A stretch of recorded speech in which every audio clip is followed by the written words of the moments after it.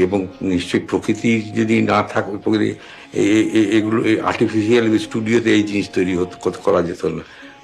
তখন সত্যজিৎ রায় চাকরি করতেন, অথচ তাকে শুটিং করতে হতো শনিবার রোববার। কিন্তু বৃষ্টি তো আমার শনিবার রোববার বলতে আসবে না। যে একটা যে বৃষ্টি, যেখানে যে দৃশ্যটা, যেখানে অপু দুর্গা বৃষ্টি, তারপরে অপু দুর্গা, যে দুর্গা অসুস্থ হয়ে পড়ে, যেখানে হবে সেটা তো আমরা মানিদা দেখিয়ে গেছি।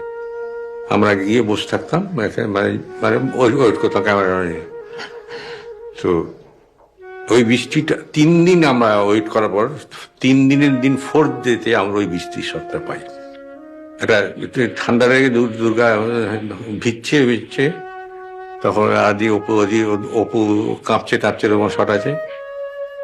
তখন শান্তিদা আমাদের যিনি ছিলেন, তিনি অদ্ভুত একটা জামা পড়তেন, তার পকেটে অনেক কিছু থাকতো।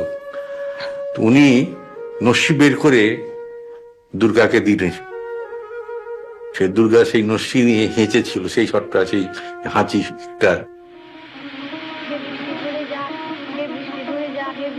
সেইভাবে হাঁচিটা নেওয়া হয়েছিল।